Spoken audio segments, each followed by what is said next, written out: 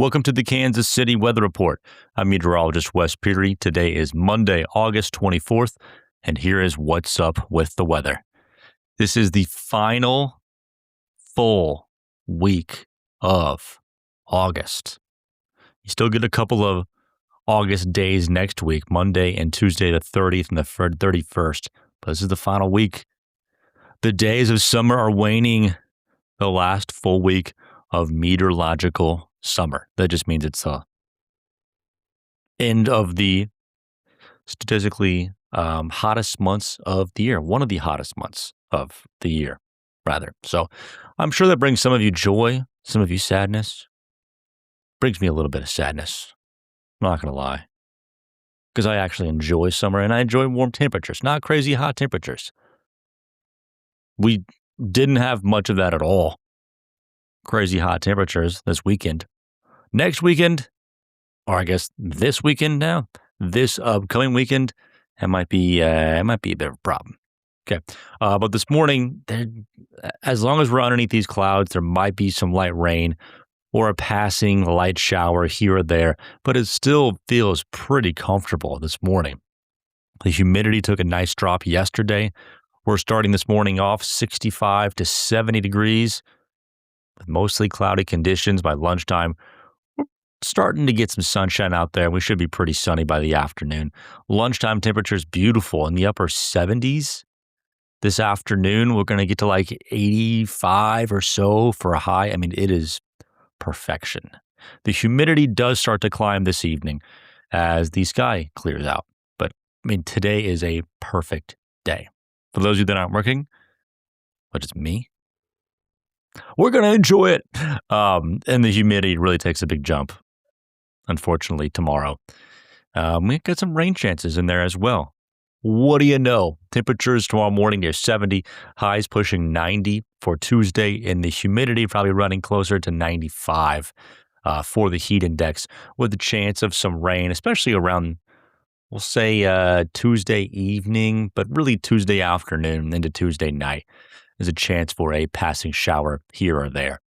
Still getting close to 90 for Wednesday, but the humidity goes down.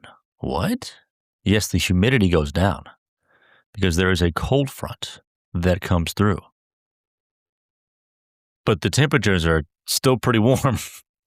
It's still in like the upper 80s, middle to upper 80s for Thursday and for Friday. But we just don't have the humidity to go with it. Like the heat index really won't be an issue. I mean, Wednesday morning, it's like 70. Thursday morning, it's like 65. Thursday morning and Friday morning, both mornings might be like 65 to the lower 60s. Looks very comfortable overall. I mean, like stereotypical late August weather, like right at average, except maybe not stereotypically low humidity. You got that going for you. I mean, this looks gorgeous overall weather this week. It's like it's still going to get hot. Looks pretty good though. Not going to lie. And then Saturday, the warmth begins to move back over us as a warm front lifts through. Some light rain showers are possible at any point in the day. This is not a plan-altering type of rain situation, but being this far out, tough to pin down the time, but it looks like some rain is possible on Saturday.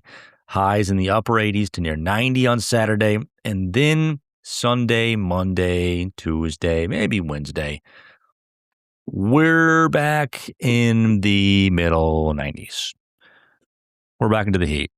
We're back into the heat index is like 100 degrees around Monday and Tuesday. We'll see if we can get another front to come through. Because, I mean, we're doing pretty good here with the frontal passages over last week.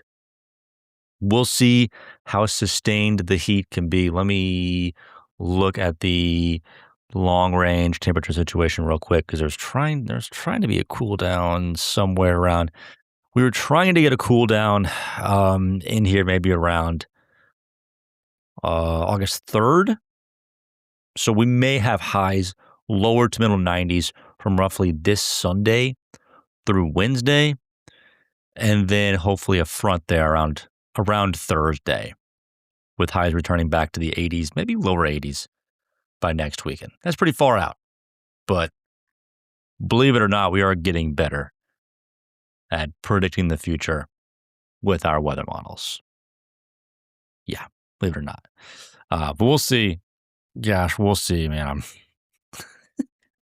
I say that because I pulled up another weather model, which isn't as reliable in the long range, but sometimes it can give you hints, and it keeps the middle 90s for highs through August 7th. So yeah, let's just keep rolling.